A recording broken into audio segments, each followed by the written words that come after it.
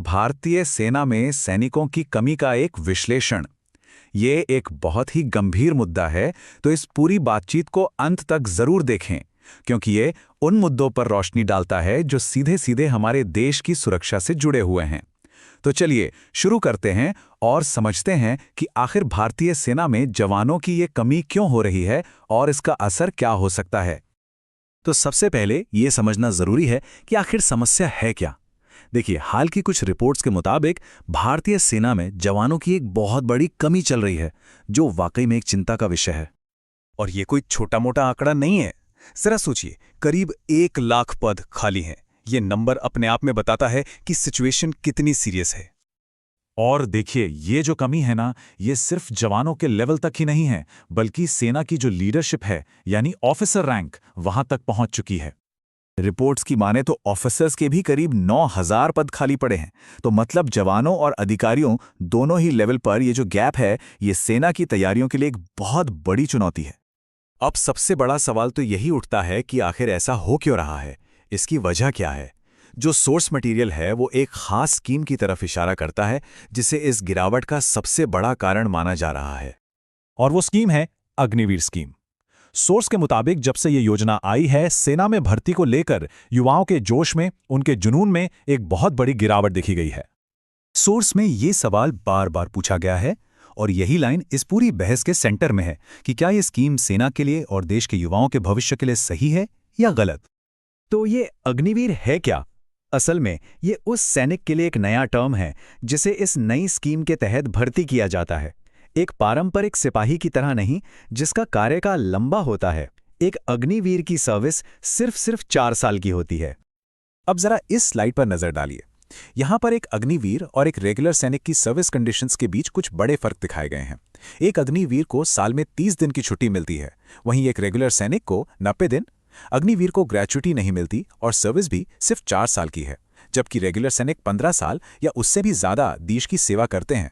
कहा जा रहा है कि यही अंतर विवाद की असली जड़ है।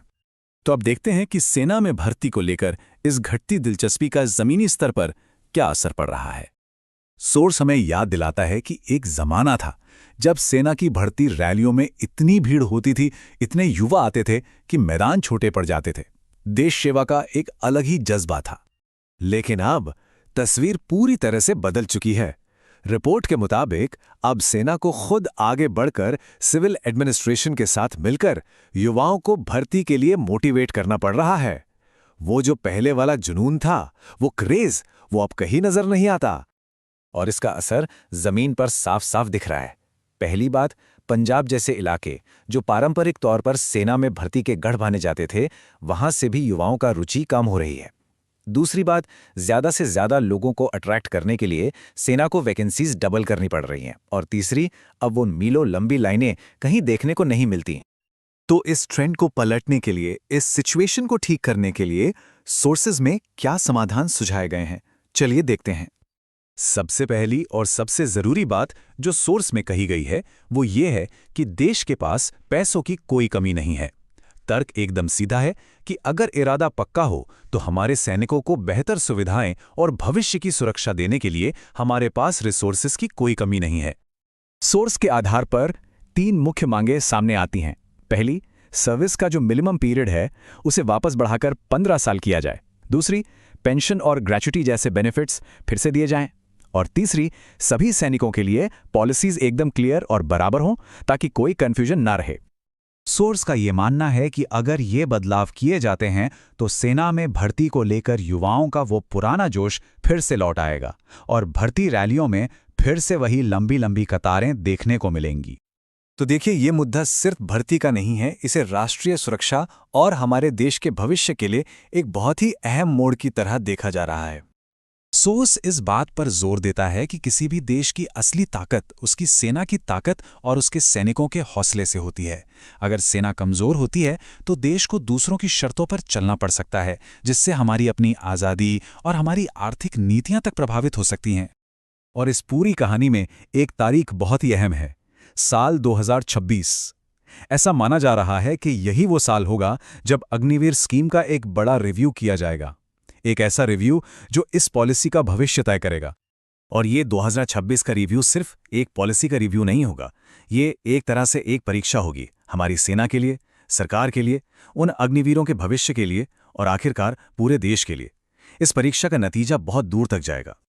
और सबसे जरूरी बात, जैसा कि सोर्स में कहा गया है, वो ये है कि कोई भी फैसला किसी की व्यक्तिगत ईगो या जिद पर नहीं लिया जाना चाहिए। सबसे बड़ा लक्ष्य हमेशा देश की सुरक्षा होना चाहिए और कोई भी पॉलिसी ऐसी नहीं होनी चाहिए जो देश या उसकी सेना को जरा सा भी नुकसान पहुंचाए।